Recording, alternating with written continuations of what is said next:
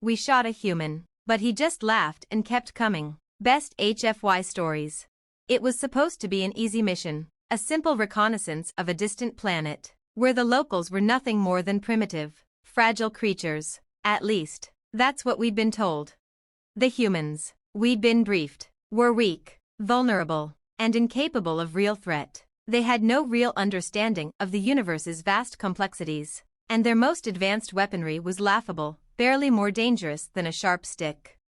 That was before we encountered him. We were stationed on the outskirts of a small human settlement, observing them from a distance, when the unexpected happened. One human, a single, unarmed figure, appeared at the edge of our perimeter. His eyes locked with ours, and we instinctively reached for our weapons. After all, the humans had been known to exhibit odd behavior when they realized they were being watched. We aimed our blasters, ready to neutralize the potential threat. The orders were clear: no witnesses, no survivors. But this human, he did something we hadn't anticipated. He smiled. A cocky, almost defiant grin spread across his face. Then, before any of us could react, he raised a hand and made a gesture that made our circuits flare with confusion. Was it a challenge? Without warning, we fired. A bolt of energy shot from our weapon, a direct hit aimed squarely at his chest. He stumbled back, but instead of falling to the ground in the expected death throes, the human laughed. Not just any laugh, an eerie, bone-chilling sound that echoed across the clearing. He didn't collapse, didn't even flinch. Instead, he wiped his brow as if brushing off a trivial inconvenience. He stood up straighter, his eyes twinkled with amusement. "Is that all you've got?" he shouted. "Come on, you can do better than that." My comrades and I froze. This was impossible. No sentient being should be able to withstand that kind of energy. "Try harder," the human said, grinning wider. Before we could react, he charged forward. Another shot rang out, and then another. Each one missed, or worse, was absorbed. The human just kept coming, laughing louder with each failed attempt. He moved faster than we thought possible, dodging our shots as if it were a game. He wasn't scared. He wasn't even angry. He was enjoying himself. It was as if we were the ones being toyed with. And then, in the blink of an eye, he was upon us. With a strength that belied his small frame, he tackled one of my soldiers, knocking him aside with a swift blow. The force of the impact sent a ripple through the air, and the soldier crumpled to the ground, unconscious. We fired in all directions, but it was no use. The human was everywhere. Too fast, too unpredictable. I turned to flee, but the human was already in front of me. He wasn't holding a weapon, he didn't need one. He had something far more dangerous: willpower. "You think you're the hunters?" he asked, voice low and filled with mirth. "You think you're the strong ones?" His hand shot out and grabbed my arm with an iron grip. The laughter in his eyes never faded. "You have no idea what it means to never give up. What it means to keep going no matter what." I struggled, but it was futile. The human's determination was overpowering, and in that moment, I understood. We had underestimated him, not just his physical strength, but his will to survive, to keep coming. It was something we had never encountered in any other species. The human let go of my arm, and with a last laugh, he stood tall, looking down at the fallen. "This is what humanity is," he said, with a grin that sent a chill through my circuits. "You can knock us down, shoot us, even kill us, but we always get back up, and when we do, we keep coming." I don't remember much after that. We were forced to retreat, our mission a failure. I still can't comprehend how one human was able to do what an entire fleet of warriors could not. It was the first and only time I ever truly feared a species. And it was the last time I underestimated humanity. Certainly, let's continue the story and see where it goes from here. ##### We shot a human, but he just laughed and kept coming. Part 2. The universe is a big place. The Zardian Empire, in its arrogance, had thought humanity was just another in a long line of primitive species to be crushed. They weren't, not by a long shot. In the days that followed our failed mission on Zeta 3, the Zardian fleet grew restless. Word spread quickly through the ranks that our supposed easy target had turned out to be a nightmare. The more I heard about humanity, the more I began to understand. But understanding didn't mean I was any closer to surviving. We had learned that the humans, unlike anything we'd encountered before, didn't just fight to defend. No, they fought because it was in their nature to survive. As I lay on a medical bed aboard the ship, my body a patchwork of burns and bruises, I overheard the commanders talking. The situation was dire. The human resistance on Zeta 3 had already spread. What we thought were isolated skirmishes were actually part of a growing, organized front. They had established contact with other human colonies across the galaxy, forming an alliance. And worst of all, they had access to technology beyond our comprehension. I had heard rumors about the humans' strange ability to learn. Not just learn, but adapt, evolve, improvise. Every alien race we had encountered in our imperial conquests had a predictable pattern. They could be studied, understood, beaten. Not humans. Their unpredictability was their greatest weapon. I was summoned to a briefing room. The air was thick with tension. The higher-ups had decided we needed a new approach, and as the only survivor of the failed invasion, I was the one chosen to deliver the message to the next wave of troops. "This is a different kind of fight," the general said, his tone gravely serious. "We are not going up against a helpless species. We are going up against the very essence of defiance itself. The humans have no concept of surrender, no understanding of weakness. They endure, and they will make us pay for every inch we take." I barely had time to process his words before the doors to the briefing room opened. The officers, each clad in battle armor, turned their attention to me. Their eyes were cold, calculating. "So, what did you learn about these humans?" one of them asked, a sharp tone in his voice. "Do they have any weaknesses? Any chinks in their armor?" I hesitated. The truth? There were no weaknesses. None. I had seen it firsthand. I had been part of a full-scale assault, and the humans had laughed in our faces. They took the impossible and made it look trivial. "There is one thing," I said slowly, my voice almost a whisper. "Their resolve. It's unlike anything I've ever seen. They don't just fight to survive. They fight because they believe, deep down, that they will win." A murmur ran through the room. "And how do we deal with that?" the general asked. I looked at him and said the only thing that made sense. "We don't. We make them deal with us." The new invasion force was larger, better equipped, and more ruthless. It was clear that the Zardian Empire had no intention of backing down. Their pride was on the line. We made our way to Earth.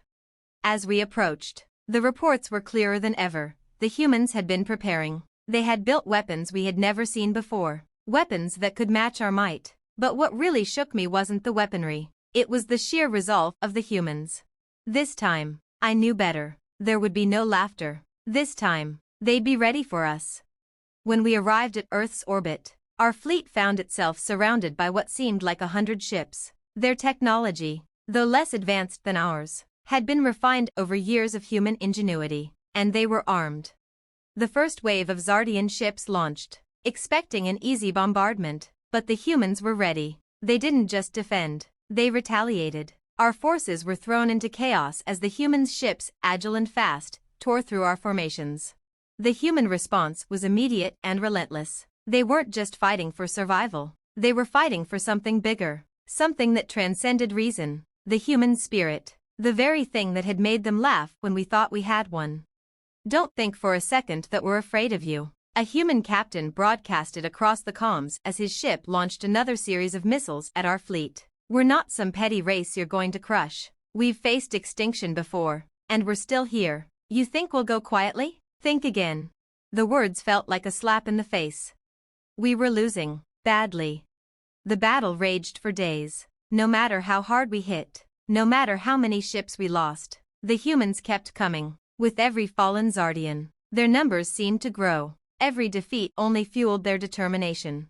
They didn't need to be the most powerful, they only needed to be relentless. Every shot they fired, every ship they lost, only seemed to make them more dangerous. It was as if they drew strength from our brutality. We had underestimated them, and now we were paying for it. Finally, as our fleet was on the brink of total collapse, I saw it, human soldiers, storming onto the bridge of one of our flagship vessels. They didn't just fight. They screamed with rage, with joy, with defiance. They had come for us, and there was nothing we could do to stop them. I had seen enough. Before I could even think, I turned and ran. I was done. It wasn't fear that drove me to flee, but something else, a realization that we, the mighty Zardian Empire, had been overconfident in the face of something far greater. Humanity wasn't just a threat to be wiped out. They were the force that would shape the future of the galaxy. And we were the ones who would be forgotten. The end. How's that for continuing the saga? If you'd like, we could delve further into the human resistance or the aftermath of the Zardian invasion. We shot a human, but he just laughed and kept coming. Part 3, The Long Shadow. It's been years since that fateful encounter, and I can still hear the human's laughter echoing in my mind. It's become a permanent fixture in my thoughts, a reminder that we, my species, are not invincible. No matter how many galaxies we've conquered, that human, that single man, taught us something far more valuable than any battle victory: resilience. The power of the human spirit is beyond measure. But the war didn't end when we left their planet. No, it merely shifted. Our defeat only fueled our thirst for retribution, and we began to understand, too late, that humanity doesn't just fight to survive. They fight because they believe in something greater than themselves. I was reassigned after that day, sent to a different mission in another system, but the memories of the human leader never truly left me. I became obsessed with them, humanity. I studied their history, their rise from the ashes of their own self-inflicted wars, their ability to adapt and innovate under pressure, their capacity to turn their weaknesses into strength. Everything they did, from the simplest of acts to the most profound, was driven by this one undeniable truth: they would never stop. That's when I found the files. We had underestimated them in more ways than one. It wasn't just that they kept coming, it was that they had developed a sense of unity that we hadn't expected. Our reconnaissance had missed something crucial. We assumed they were like us, tribal, divided, prone to infighting, but we couldn't have been more wrong. The human race, as flawed and broken as it was, had learned how to band together when the chips were down. They had built a world founded on individual rights and freedom. Yes, but they had also learned the importance of community. They learned to fight together. That was their true strength. Soon after the war ended, we began hearing whispers, rumors, really, that humans had started organizing themselves beyond their planet, outside the reach of their own star systems. They were gathering allies, drawing on every resource they could find. The human leader I had encountered, the one who had laughed at our blasters, had become something more than a mere soldier. He was a symbol, a leader, a legend. And his message was spreading.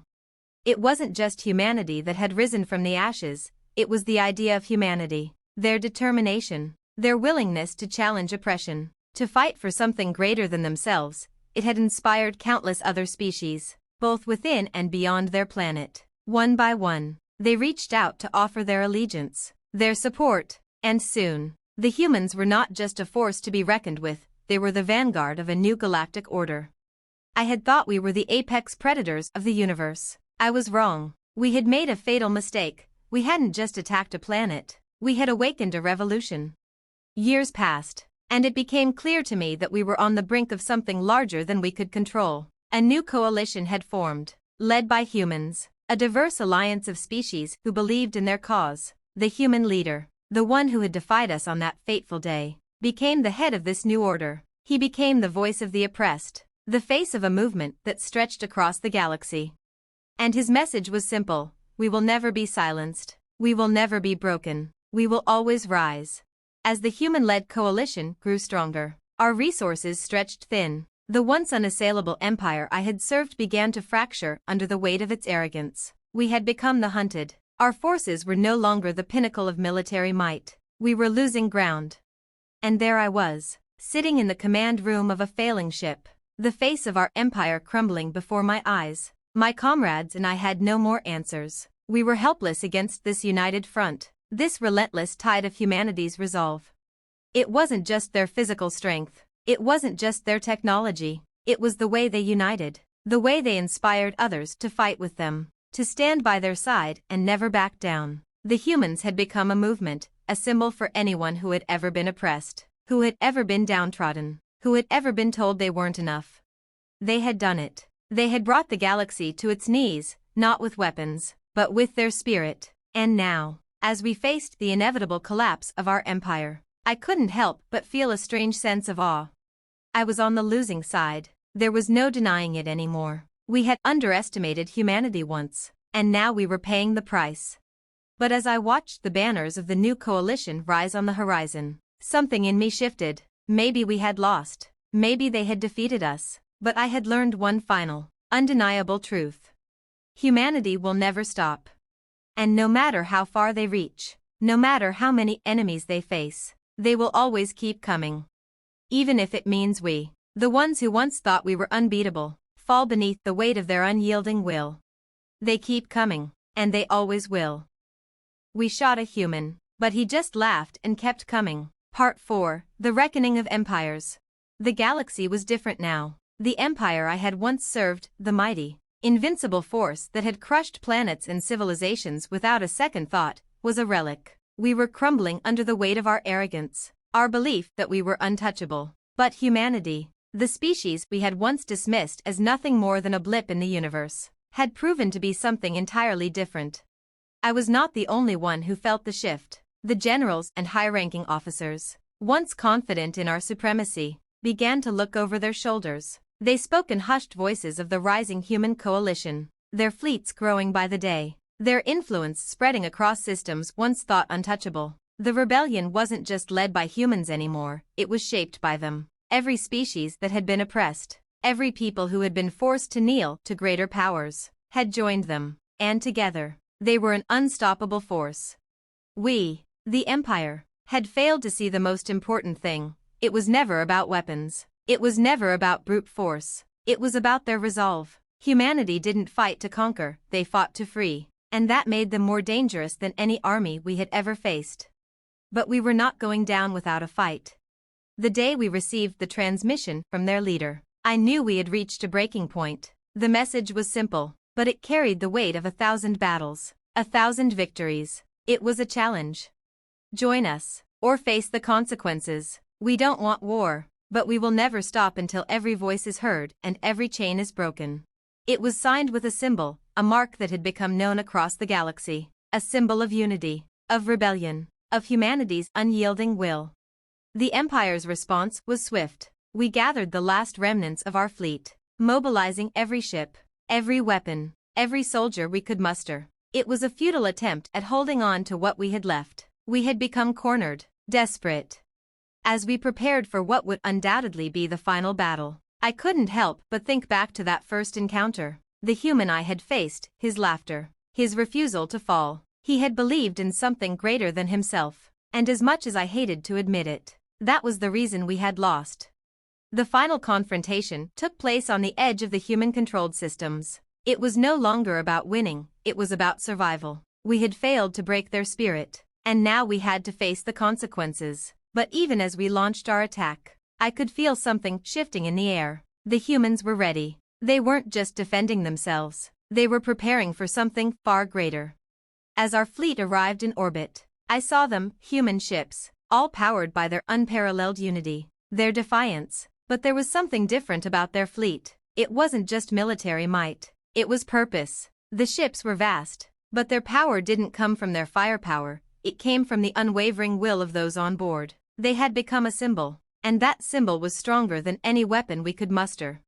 The battle began in earnest, and it was chaos. Our fleets clashed in space, weapons flashing, shields cracking. But despite our superiority in numbers, the humans fought like a tidal wave. Every shot they fired was filled with purpose. Every maneuver they made, no matter how small, was calculated to keep us off balance, to drain us of our will to fight.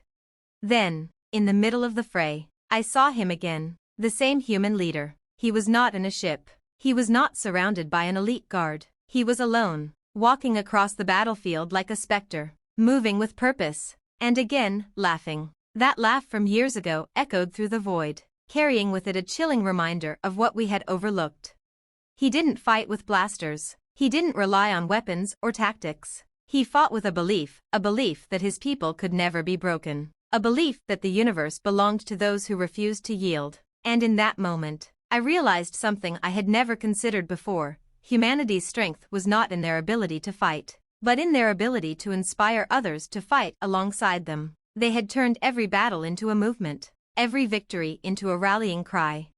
The tide began to turn. Our ships, once an unyielding wall of power, began to falter. We couldn't keep up. The human ships were everywhere, moving with precision and unity, as if they had always known how to defeat us, as if they had always known how to win. And that's when it happened. The final blow came not from a weapon, but from the humans themselves. Their leader broadcasted one last message, this time, to the entire galaxy. We don't seek to destroy you, we seek to rebuild, but if you stand in our way, we will not hesitate. We are not just a species, we are an idea. And ideas never die. That was it. That was the moment our empire crumbled. The moment we realized we had been wrong. We had never been fighting against a race. We had been fighting against an idea. And ideas can never be destroyed by force. As our ships retreated, the human fleet did not chase us. They didn't need to. They had already won. They had already proven that they would never stop. We may have lost the battle, but humanity had won the war, not with weapons, but with their indomitable will to never give up. And in the end, it was clear, we were the ones who had been conquered. And I understood, in that final moment, that humanity's true victory wasn't just in their survival. It was in their ability to inspire every single creature in the galaxy to stand up and never stop fighting. They didn't just laugh in the face of adversity, they owned it. The universe would never be the same again. Humanity had risen. And they would never stop. We shot a human, but he just laughed and kept coming. Part 5, A New Dawn.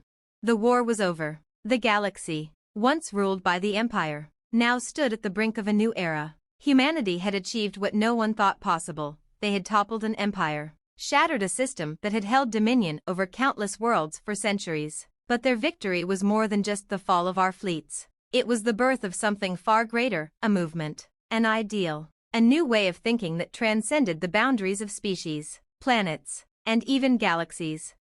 In the days that followed the final battle, I found myself among the last remnants of the Empire. We had been scattered, fractured, our power diminished to the point where we were no longer feared. As I wandered through the remnants of our once glorious ships, I couldn't help but feel a strange sense of peace. The fight had been brutal, but humanity's victory had been absolute. And in that final, bitter moment of retreat, I realized something that I could no longer deny. We had lost, but humanity had won for everyone. I was among the first to witness what came next. The human leaders, those who had once been soldiers, now stood as peacemakers. They called for diplomacy, for healing, for rebuilding. They didn't seek to humiliate us. They didn't seek vengeance. No, humanity was more than that. They were determined to ensure that this new era wasn't just about their triumph, it was about the triumph of every species who had been oppressed, who had been made to kneel under the rule of tyrants like us. Their first message to the galaxy was simple, and it was broadcast everywhere. The time for division is over. We are all part of this universe, and it is time we begin to build together. The human leader, the one who had laughed in the face of death, who had stood unwavering in the face of annihilation, now stood before a massive assembly of species from across the galaxy. He was no longer the single defiant figure that had inspired his people. He had become something more. He had become a symbol of unity, of the very idea that no one, no matter how small or weak they seemed, could ever truly be broken. And as he spoke, the galaxy listened. The humans had opened their doors to us, those of us who were willing to leave behind our past, our hunger for power. We were invited to join in this new coalition, a coalition built on cooperation, mutual respect, and the unshakable belief that no one should ever be made to kneel again. The idea of unity, of joining forces rather than fighting against each other, was something we had never considered. But now, it was the foundation of this new galaxy. At first, we resisted. Old habits die hard, but the humans had a way of making you see things differently. They didn't shove their ideals down our throats. They led by example. They worked alongside us, side by side, not as conquerors, but as partners. And in time, we began to see the wisdom in their approach. We began to realize that our strength had been in our numbers, in our weapons, in our fear. But their strength came from something deeper. It came from their ability to trust, to believe in each other, and to never give up on the idea of something greater. We rebuilt. The galaxy rebuilt. And the humans, true to their word, never stopped. They didn't rest on their laurels after the victory. They used their newfound influence to teach, to heal, and to ensure that the lessons of the past would never be forgotten. Their movement spread, not with the force of an army, but with the quiet certainty of a rising tide. We had fought them, we had shot at them, we had tried to crush them, but in the end, they taught us what true power really was. It was in their spirit. It was in their refusal to ever stop, to ever back down. It was in their belief that no matter how many times they were knocked down, they would rise again. And they had risen, not just for themselves, but for every creature in the galaxy that had been made to suffer under the rule of empires like ours. As the years passed, the scars of the war faded, the wounds healed, and in the place of the old empires, a new order emerged, a galactic alliance that stood as a testament to humanity's resilience. We were no longer the predators, the conquerors. We were equals, partners in this new world they had shaped with their unwavering will. But I knew deep down that there would always be a part of me that would remember that first encounter, the human who had laughed as we shot at him, the human who had kept coming, because in his laughter, in his refusal to back down, he had shown us all the most important lesson of all. The true power of a species isn't in their weapons, their technology, or their strength. It's in their will to never give up, no matter what. And as I looked out across the stars, I realized that humanity had done something far more remarkable than conquer. They had changed the galaxy, and they had done it by never stopping. They had won, and they had made sure that no one would ever forget why. Because they keep coming. We shot a human, but he just laughed and kept coming. Part 6, The Echo of the Human Spirit. Decades have passed since that first encounter, and yet, the memory of it still haunts me. I'm no longer a soldier of the fallen empire. I am now just another former warrior, part of a collective effort to rebuild and learn from the ashes of our past. And as I walk among the ruins of the old world, the remnants of the once mighty forces that once swept across the galaxy, I often wonder, what is it that makes humanity so unstoppable? The new galaxy, the one that emerged from the flames of conflict, has been shaped by that question. The human spirit, it turns out, was not just a force to be reckoned with in battle. It has become the foundation upon which an entirely new way of life is being built. Their philosophy has spread far beyond their planet, touching every corner of the galaxy. They have become the unifying force that holds this new order together. And as much as it pains me to admit it, I've come to see their strength not as a threat, but as something we need. Humanity's idea of unity and cooperation is so simple, yet so profound. It feels like a revolution. They have taught us that real power doesn't come from fear, subjugation, or weapons of mass destruction. It comes from trust, from belief, from community. It is a truth I never understood until I had seen it in action. There are no longer conquerors and conquered in this new galaxy. There are no longer the haughty empires that crushed civilizations beneath their boots. There is no more need for war. Humanity's victory wasn't just about survival, it was about something far more important. The belief that everyone, no matter their race, their history, their scars, could work together for a better future. And now, as a member of this new coalition, I stand at the heart of the greatest transformation in the galaxy's history. The empire we had fought so hard to protect is no more, and in its place, something new and better has been born. A unity built on the very principles humanity had once fought for, the principle that no one is ever beyond redemption. And no one should ever be made to feel small or powerless. It was strange at first. I remember the meetings, the joint councils between humans and former Empire soldiers. The first time I stood side by side with someone I had once fought against, a human who had never once flinched in the face of my blasters. I felt exposed. I was used to the cold silence of war, the calculated movements of enemy forces. But with humanity, there was something different, something raw, something real. They were open. They didn't hide behind their walls or their weapons. They led with their hearts, and that was terrifying at first. I had spent my entire life relying on logic, tactics, and strength, and here were humans, asking us to trust them, to believe that cooperation was the way forward. It felt foreign, but it also felt right.